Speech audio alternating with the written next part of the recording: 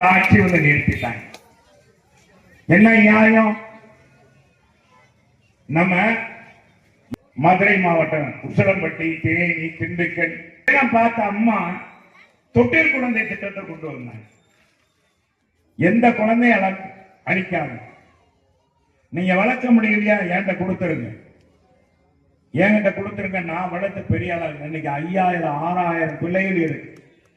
பெண் பிள்ளைகள் படித்து டாக்டராக இருக்காங்க, அம்மாவால் வளர்க்கப்பட்டவங்க. அந்த திட்டம் இன்னைக்கு இருக்கிறது.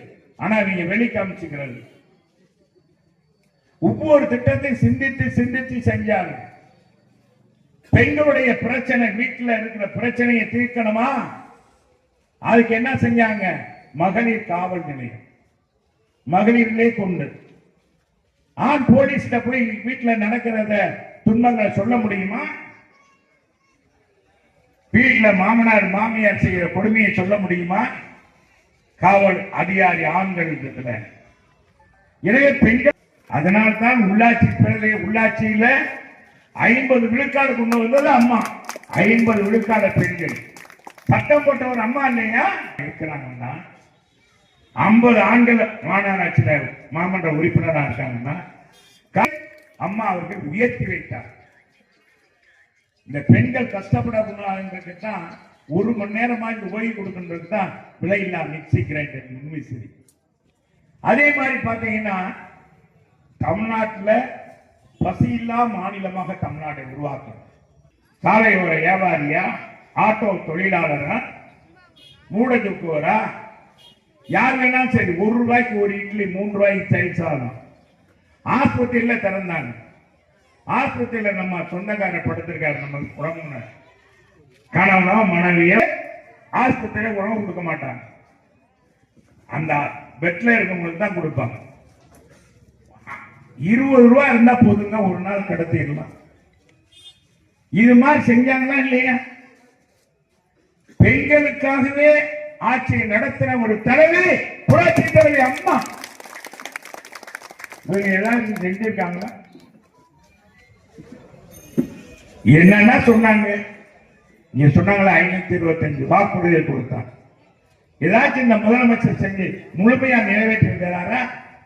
பாதி பாதி. அதுவும் உடனடி 28 மாசம் கழித்து தான், 27 மாசம் கழித்து நம்ம பொதுச் செயலாளர் மாண்பு எதிர்கட்சி தலைவராக இருந்து கூவி கூவி அங்க கேட்டு கேட்டு கேட்டு சட்டமன்றத்தில் போராடி போராடி வெளியே போராடி அதுக்கடுத்து 1000 ரூபாய் கொடுத்தாங்க. முழுமையா கொடுத்தாங்களா? அதுல 1 கோடியே 10 லட்சம் பேருக்கு தான் கொடுத்தாங்க. தகுதி பார்த்து கொடுக்கிறோம் நாங்க. இப்ப தகுதியெல்லாம் பார்க்கல. இப்ப தேர்தல் வருகிறது. என்னன்னா 45 நாள்ல நீங்க இங்கேயே கொடுக்கலாம், அதிகாரிகள் வீட்டை நோக்கி வர. இதே முதலமைச்சர் எதிர்கட்சி தலைவராக இருக்கும்போது கிராம சபை கூட்டம் நடத்தினார். யாரால் குறைகளை கொண்டாந்து போடுங்க, மனுக்களை போடுங்க சொன்னார் இல்லையா? மறு 1 மாதத்தில் 100 நாள்ல தீர்த்து வைப்பேன். தீர்த்தம் இன்னைக்கு எதுக்கு வீடு வீடா அதிகாரிய வர்றாங்க? எதுக்கு வீட்டுக்கு அனுப்புறீங்க? அப்ப உங்களுக்கே தெரியுது இல்ல, பிரச்சனையை தீர்க்கவில்லை அப்படின்னு இந்த முதலமைச்சருக்கே தெரியுது இல்ல. என்ன திட்டம் கொடுத்தீங்க தமிழ்நாட்டு மக்களுக்கு? இன்னைக்கு 7.5 லட்சம் கோடி கடன்.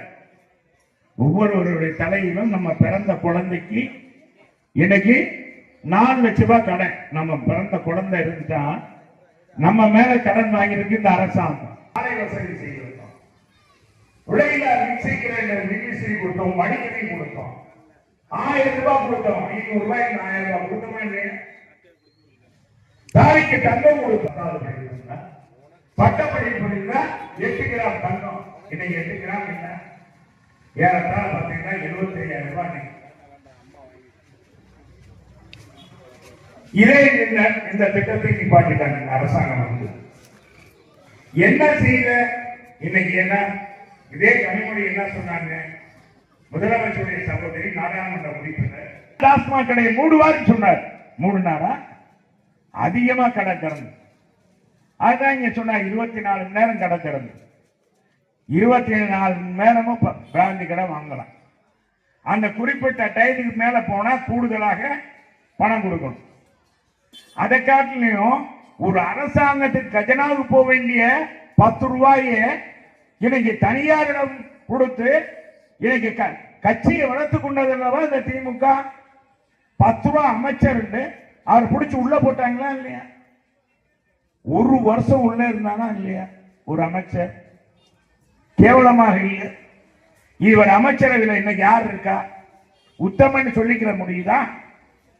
பூராமே ஜாமீன் பெற்ற அமைச்சர்கள், எல்லாம் களவாணி பெயர்கள், எல்லாம் வரவுக்கு மீறி சொத்து சேர்த்தவங்க. நம்ம வருவாயில பஸ் ஓடுது, நம்ம கொடுக்கிற வரி பணத்துல நம்ம மேல கடன் வாங்கி இன்னைக்கு கார்பரேஷன் பஸ்களை நடத்துறாங்க. ஒழுங்கா பஸ் கூட இயங்குறதுல அத பஸ்ல இன்னைக்கு கட்டணம் இல்லா பேருந்துன்னு சொன்னா ஓசின்னு சொல்றான் ஒரு அமைச்சர். எவ்வளவு மோசமாக வாய்க்குழுப்போடு இருக்காங்க. இன்னைக்கு அந்த கட்சியில இருக்க தலைவர்கள் யார்? உத்தமன் சொல்லுங்க. எல்லா பேரும் திருட்டு பாத்தீங்கன்னா கட்சியில ரவுடி பிரிவு தான் அதிகமா இருக்கு. இப்ப மதுரை மாநகராட்சி எடுங்க. மதுரை மாநகராட்சியில எவ்வளவு பெரிய ஊழல் இதுவரைக்கும் நாம கேள்விப்பட்டிருக்கோமா? வரலாறு காணாத ஊழல் பண்றான். ஒரு நம்ம தங்கப்பாண்டி சொன்ன மாதிரி குழா கணேசன் வாங்கணும்னா 10 ரூபா, 30,000 ரூபாய் கமிஷன் கொடுக்கணுங்க. பாம் வாங்குற ஓசியா கொடுக்க மாட்டான். மண்டலத்துல மண்டல ஆபீஸ்ல அதுக்குன்னு ஒரு ஆள் அது நியமிச்சிருக்காங்க. அந்த நியமிச்சு